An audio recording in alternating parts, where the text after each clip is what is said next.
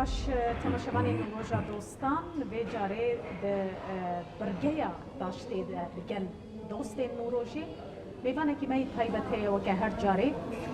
برس کامیران حاجو میوانه می به جاره بخواه سروک کمیته پیوندی در ویا انا کسی همان دمیدجی یک ج وان پازده کسای کمیته تنگیا دستور سوریه ده جی دگره دخبات نویسندنا کمیته ده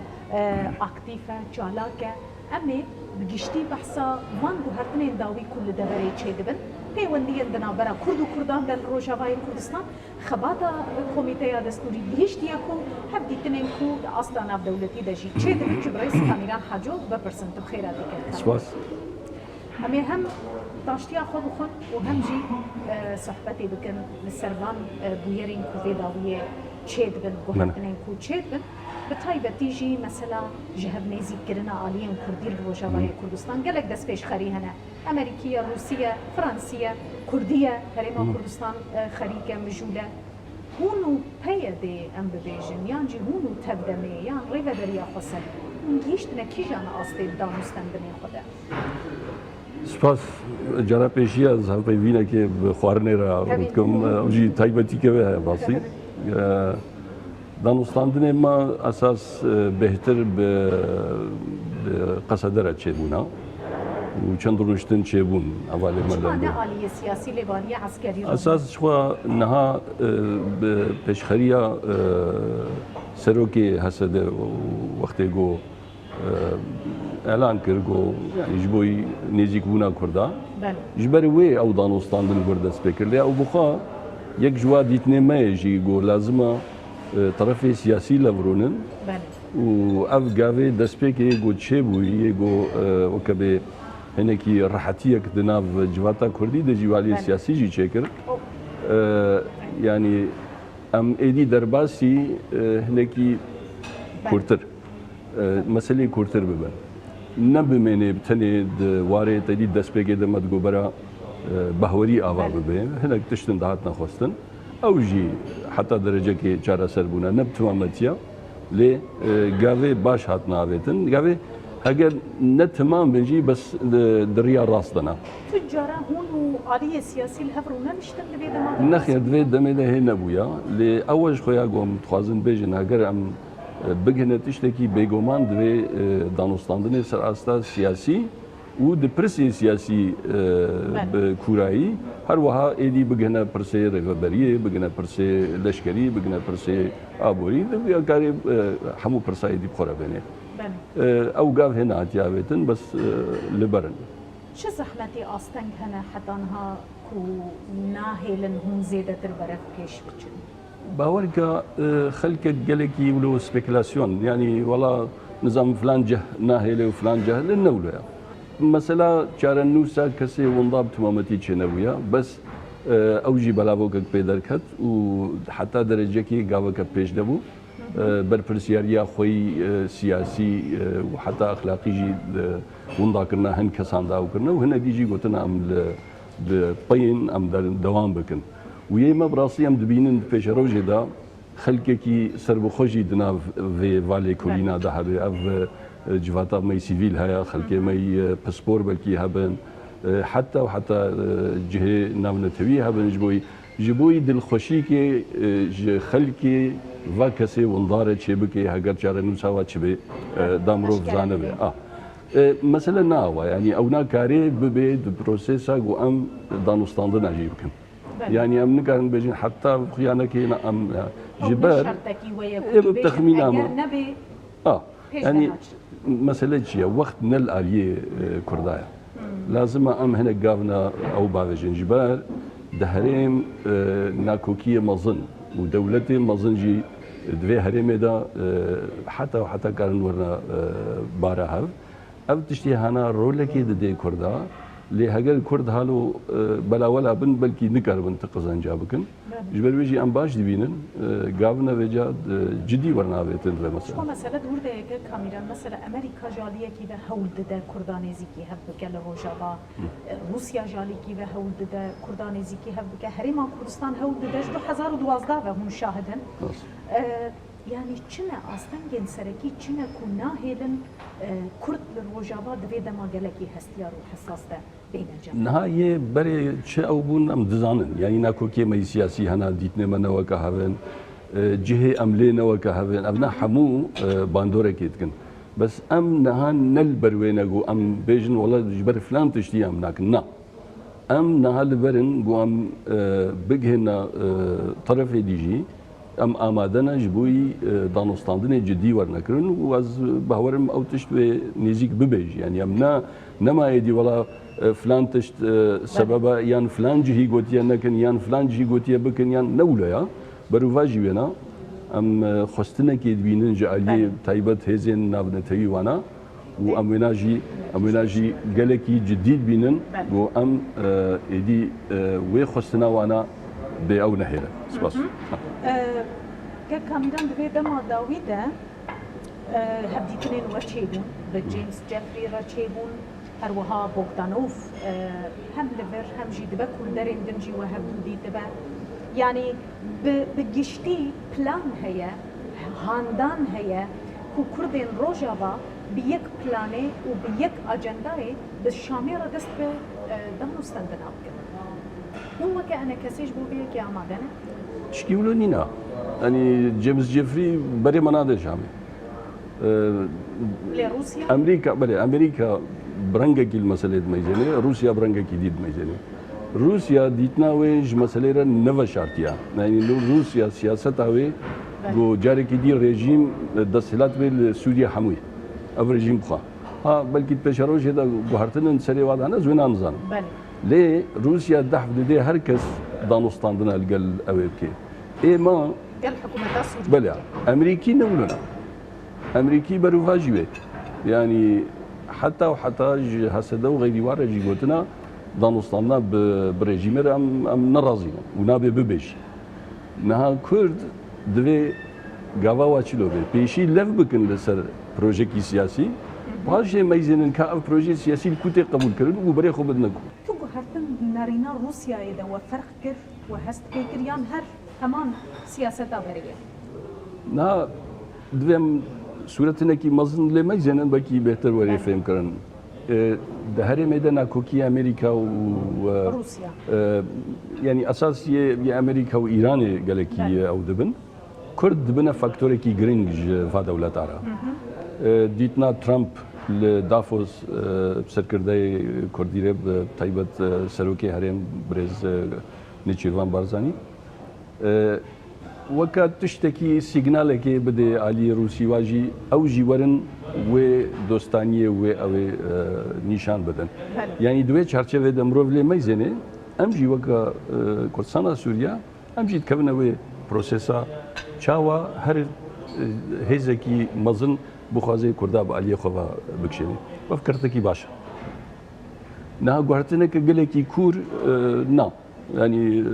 هلوستا روسیا وکا مشترکوتی بشكري بريجيمن ودخوازن يعني حموجي دوي چارچوبه داو ببن لي هگر مروف دهنه خوب ديدا تشتي روسيا الهندرود كي وناكوكي وايران وجارجانا براسي ممكن نديد سريوا ذهبن ل يعني نا اوينا يعني در ناخن يعني ام نزاننش كي مايوا از نبهورم جو روسيا زانبه جو صديصد عيني ريجيم ودوام بكي وعيني نا بلكي سريوا ده غهرتن هبن لا غهرتن چلونا نديارا يا ديجي ناكوكي و امريكا هنكي دي ساتو اشتر دبن دهري ميدا او جيبه غومان باندوري بل سوريا جيبه كيل مجيب كي وري مش جيبو روسيا جي جرينج كرد وكرد ديالوغا وان هبل هب بكن يدن بله يعني بوغدانوف جرا تاليل موسكوجي و جاريجي جاريكي دي غوت يعني غركا نيزيك بونا هزي كردي كردستان سوريا هبه لي وكم قلت تلجم وانا برا ببنيك ام ديالوغا كي دبر كدي او بكن ويمجي مزلال جوارا قلت ام باشكن جبرك بريه و د چارچوا بريارين نبنا تويدا ام اساسا ويدان استاندتكن لوا ك سري ما قلت كا كرد خو اساسا لو بكن كا بريوال كودرا بيشي دسات بروجرام كي سياسي باشي كا بريوال كودرا لي مثلا بيجن كو آلية دم والهفجر لروجافاي كردستاني بقشتي كرد وكردان اتفاق كرن هوني آماده دانوستاندنان لەگەڵ حکوومەتە سووریە بکەن؟ دانێ دوێم تشتێکی تەسبیت بکەن نەها ئەم دزانێ ئەم درکبەریا سیاسی سووری دەنا و نە ئەوە گوان بێژن وڵا سەوا ئەمێ چنە جەم ڕێژیمێ نا لێ تشتێک هەیە ینی ئەم بن کی بێ چێ بوو یەش بووی بەرژەوەندیە وی وڵاتی هەگەر بەرژەوەندی ئێمە بخوازن ئەم هەر نەکو دەرێ ئێمە تەخمینامە وی وەختی دوێم بفکرن کە ئەم وێ گاوێ بابێژین یان نابێژێت نەها di çarçeva biryarên navnetewî de em esasen di danûstanê cûnê fadet komîta destûrê de em û rejîm qambilî hevin em danûstandin hene li vê derê yanî weka guftûgo ew serva mesela hene vêca heger hate xwestin em ji wê prosesê derkevin hene proseseke dî ew hingî cihê got em ser bisekirin û danûstandê ser bikin. Yani hûn vekirîne eger hat û هیچ دوی اصلی اون السر ویجی بگم. برژوندی ملتی ما. ابنا گلیکی گرنگا. جبر ام اساسا هنا جبوی و برژوندیا. اگر برژوندی بین خواستن yani بچه. بله. پرسه کردم که کامیران مثلا بیسا و تردمیده مثلا جوین ناف دولتی کوچید بن زیاده ترهم بشتار دبن تردم حتی ها جوین ناف دولتی بشتار نبوده. پلان هی هم به هفره بشتار جبين الناف دولتي ببن يعني بيشتكري بوفي كي هي جاليه وان دولتي منظم بامريكا بله يعني نها مثلا امريكا جي فرنسيا جي نان وشارتي دغوتن هاجر الهواتنك تشبي بي دوي روجلاتي فراد بشتي تديت او وينا بليتكن روجلاتي فراد جي بشك جي بروسيسا سياسي ياوي او دا دبيجن لوجه كودري وچلو چه تزانه ویتو که ترکیل سر مسئله یعنی کی اون اب گریدای دولت آنا انجخ او کاربن لی اره یعنی سری وادا های مثلا وقتی گول هفتنه که کردی هبه او جی ببنا بشکش پروسیسی جوان پروسیا یا بله ایجار ما بحث دانوستندنا کرد و کردان کرده گمان آلیان کردی روجوانه تنی انا کسو تبدم یان ریبدریا خسره وکه هبندی وکه آلیان قال وان جيت دانوستندنين وهنا نهاني وهبن يعني صدي صد وهبن بلانا بلا يعني ممكن ام هالو يعني ام تاني بلكي دكونا غدا سبيك دام هردوكي بيشيبن لی پاشه ودبرجی او هزی دیجی یمی کردی روجاوای کردستان اوج به تبلیغ مسئله بن و پلانا ما هی ام هنگ گاونا دوی یاری دژی بابش. ایجاره برام بین سرکاری نویسندنا دستوری کرد بخواه دوی کمیته یا دنگ دیه یک جوان بازده کسایی جوی نویسندنا دستورا سوریه. هنگ گوت هنگ دبیجن و تنه دستورا کفن وری سرباست کرد. يعني نكو جنوبا بين بيساندن هناك مادة وبين سرواست كرن اوبوزيسيون بخوازه دستور جنوبا ورا نبيساندن اجا للسربيه ولا هفكريه حتى انها الين كو دنبيساندنا دستور ده امادنا نتوين يبوي تشدريجا الين دن تشدريجا كل هفكرنك تشي بيا اساس د بيجنه ده لائحه اساسي ده او هاتيه دبيجي يان ريفورما دستوري يانجي يعني قضاء دستور 2012 يانجي نو دستور كانو يعني الريج هردو على فكريا نا افشما ولو هاتيا جبوي راسي كرنا هردو طرفا جالي كي وا ريجيم شخورت بينيغو هاتيا وبر جبوي خاطر ريفورما كي 2012 هذا دستوراي و ايما وكر كبري ام شنو ور جبوي دستور كانو بنويسنا حتى انها تقابل جدي نهات نابت سراست كرن ونجي نكرن جدي تشتغل جمنينا ريجيم دزاني هاجر دستور هاتا جوهرتن وهاجر بدو دستور كديمقراط او جو يعني هبونا وي بخود كبي مطرسيه دو جبر بيجي ناخوازي تقاوي جديد ورده باجي ایجار مثلا کرداجی که کامیران مثلا دناغا وی کمیته ده تبخواد حاکه کردی براستی گله کرد بیجن یعنی بهبونا کرد کی تنه و بقارب ما في كردات و دستوري ده بتشسبين يان او الين كهم بوارنا تشقاسي لقل باراستنا ما في كردان لا جبوي بريار وانا ستاندن يمد بجنا لجنه صياغه يعني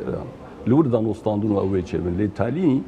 جبوي قول هفكرين ببي ويجار كي دي فغري صدو بينجي جبوي دنگدان وتشتغلو ويما بخوا وكر كبري ريفرنس اما دستيا دانوستاندنا بله يعني چند قوناغی وکا فیلتر هنه جوی به اوه بله نها مثلا یک و دو و سه و چار بگومان زیده بانه کرد باشتر بو لی امید بهوری هم دا بلکی بهتر چجمر لازمه پیشگیریا و هیزن گو دستی و دناف دوسیا سوری ده هیا دولت مزن او انجخ کاربن فشارکی بکرن یعنی اونا از دهنه خود دمیده يعني او نزيك بونك بتا وايد نابرا الرجيم نركبريه ده وحتى نركبريه ده جي هناك ناكو كيما هنا يعني هيزن كونزرفاتيف هنا هيزن هناك ليبرال هنا هيزن هناك ديمقراط هنا هيزن وكما آلية نتوي هنا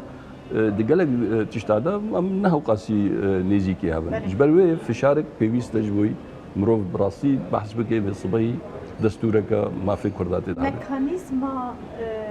اريكرن و دندان چاواي دناغاوي كوميتي ده مثلا ميكانيزم هيك چاوا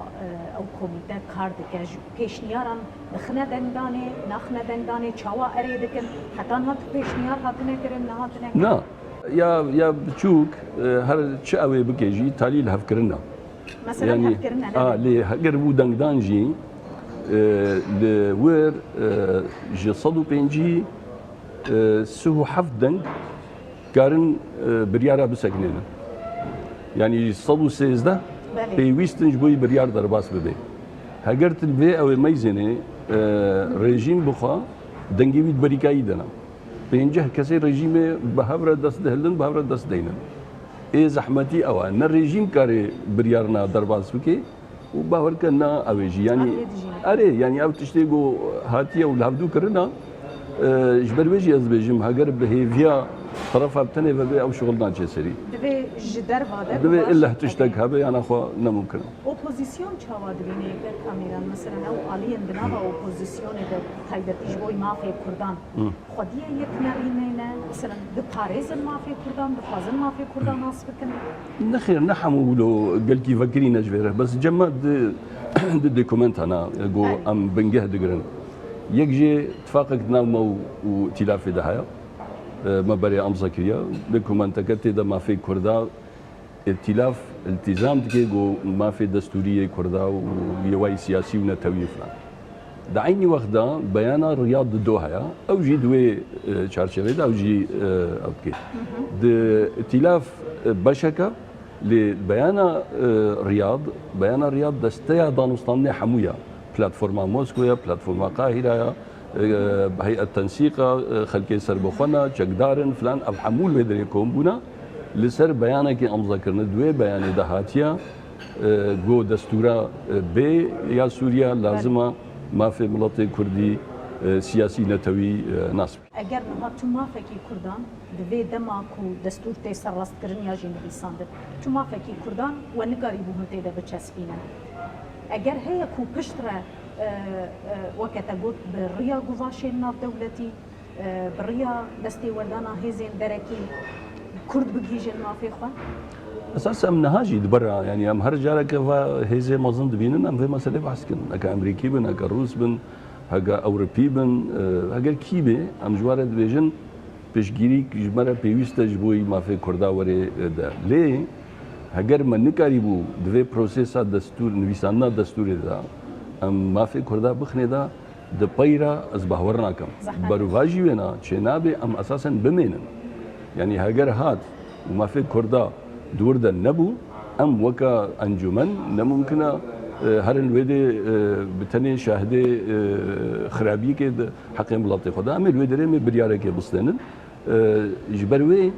بيويستا دفي بروسيس ده او تكلي هبن وهرقاف ام لاريكاريا وابن بله لوكا كو زيده هم نبهي بينك كاميران جوي مساله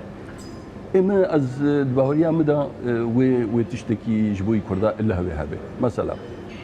جهازار و 1920 وقتی دستوری سوری تن داین حتی نه چند دستور چگونه یک جارب تن یجی مافی کردا نبترنگاریش دیده حتی ناوی کرد نهاتی تو اولیه اف دستوران نو ورین ویساندن و الا مافی کردات ده هبه لیوی چی قاسبه ام دور ده نزانه او یا گو ام براوانی بردت کن گو ام بینن مثلا یما بله ما پروژه ما ویژن برای سوریه که فدرال بی لي قالوا أوي بيكي هاجا فيدرال بيكنا هتعمل كودري سكن أمي وكا تطمين بن والله أبناء براستيج بوي ملاطي ما باشا أو جي أمنها نبي جنجي باشترا أو جي مثلا دانوستاندنا ومثلا تشقاسي جي وكما قلتي دوستي مي هريمي بن أو نتوي بن بيشوا أريكارو مثلا هريما كردستان نمونه أو أزمون أويل برجاوايا براستي مسألة دستوري ده جيون دبينن أري ماف دستوري ده هاتنا جسفاندن براستي دستوري عراقي يكش دستورين هري بيشكتية لبيدا بري ليه برنگه کیش رنگان او دستور جی بجی نابه حتی نها جی شرعی کرده لسر بچه یا لسر شاندنا بیجن موچه پیشمرگه و فرمان برایا هون تسودش به ازمونه وردگرن دوی دمه دکوم هون جی مجولن دستوره کنو بو سوریه و روجاوای کردستان بنفسینن اف ازمون تشتکی جوارا دویجه؟ قال أكيد بيجي تلاقى داني صرت تشتكي جرين براسينا مثلا نبتني الفيسان دستوري ومثلا دستورك ديمقراط وباش وفلان بسرقوا او ناقا قالك جديه اساس شاوا جيب به يعني نها بيك اني ناوي وجه اني ناوينا او جي شغلك دي او جي كارك دي بس قاف بقاف ام نكار انها بيجن ولا جبلقوا اف دستور بيك ناي ام شخونا حوجي متاعي نا وقت دوكومنتك وقت تشتكي ناو نتوي بي قبول بك هنجي مروف كاري بيجا دبرنا ديدا خباتي بك ليه بيك انينا دستورك مودرن او دسوريا دا طيبي شري هوانا مروف هنيكي اوبجيكتيف يعني ازنبه هورملو زوبزو ام وا او ببينن لي وين نكار بنجي تشتي سركه خوجي بدنافاش شكي ماي وقت وري قبول كرن جو سوريا دولتك برنتوا ويانجي كرد ورنا ناس كرن وكانت توا دوا سوريا ابنا تشتي جرينجن دیروکا سوریا دنویا امواتش تا تثبیت بکن و پاشی دیورنا سر مثلا ميكانيزم بيكاين ناوينا او تشتكي دير ام بين سر مثلا نرينا حكومة سوريا يعني دستلات سوريا جو اوبوزيسيون مثلا حتى ناجي حكومة سوريا شان دا اوبوزيسيون وك تيروريست بينا ناسنا كم لي مكرناي وك كنت نبا حركات بك دروشك وهذا كون دستور دنبسين كاركي جلكي جديه ابي كوي چوان دوري الكار مخبطه وبكا قالك باندوري واش بادرسن مثلا بادرسن بحسابي مثلا نكري كوبري هون بنفسين دستورك دبي هون وحكومتي بري هر تشتي هبدو قبول بك يا اساس جوينا ماي داويس جبل فينا نتشو سري يعني ريجيم دبيجي ورن ام برسا تيرور برسا او چه بجي امبارغويال سر سوريا برسا هيزن داغيركر د سوريا دا ورن ام فا مثلا بحث بكنا بجني دا ثوابت وطنيه اي ماجي ام بجينا بنا نكاري او هاجر دانوستاندن سر برسي سياسي به او كدي هي تراك كدي يعني برنگا كيديس چه بجي دا او صلك كدي هي گومروف كاري ومنوي سانجي وكا دستا دانوستانج پدرسنشيان گوتن هاجر رژیم آماده به ام آماده نه هرن و پرسی سیاسی ها بکن لی افدر جه دستوریه نه رژیم چما ویدی که جبوی گو نوی وکم متسری دا گوتی گاوی جدید گوهرتنا دستوری دا یانجی نویساندن دستوری دا جبوی نه ویجه وانت که کلم يعني يعني هنا هاجر ببيار رجيمه رجيمه نافي مكرا وقت گوتي تيروريست ومجي يعني بريا هذه البحر سروكي يعني كوتشير بجنه دا يهبش سروكي هبش اوجي گوت گو اوجي شاندا خدي برميلانا يعني بو وكاوي واتش تقوت ما تشتقوت جديت جموانا بو ما بيشش بيشنيار كرن بس اجندك بو ام سر دستوري ام دست بي بكن اما تشتكي مبدأكي دستوري نهاتنا مسألة بحث تأثير تركيا وإيران وان ملاطا كر اري كرنا اندام نبيساندنا كوميتيا دستوري دجي مثلا دبيبو تركيا جي اري بكا دبيبو ايران وكا ولاتين غارانتور هر وها روسيا بيك تشبرس كريك تشيكرن ديار كرنا اندامان دا يعني اونا راستا كاريجري هبو يعني باندوراوي هبو براستي بيبو مان يعني نا وقت ت ليستكي ده مثلا از لسر جروبا جواتا سيفيل بحث بكم نه جواتا سیویل بریار او بو سربخبه دا کاربه د نوبرا رکبری و رژیم دا نه کی هلوسته کا به عالی بستنه اینها نوله yani نیوه بهتر رژیم بخوا ناوه دانینا نیوه دیجی سرک بریه ویا یعنی بو جاره کی دی وقت بحر بکه ناو طرف علی يعني اپوزیسیون جوها علی اپوزیسیون جی لازم بو طرف وقت قوتي دولة جارانتور وسوريا دناف ده وغير سوريا يعني اتفاق بكن سر كان نافا وكنا نراسيك اساس بو مشكله يعني سر پیشش ناوا کمیته دستور سال کوچیش تکی نرونشت يعني درنگ ماری مسترونشنا پرسیم ما بون که کامیران گلکی سپاس جبوی برسبه تو تبوی میدان می گلک سپاس تبوی دوستک ج دوست نوروجا دوستان تماشاوان نیشایدو میدان ما برس کامیران حاجو بو ام بیشتن داویا وی برگی هر شب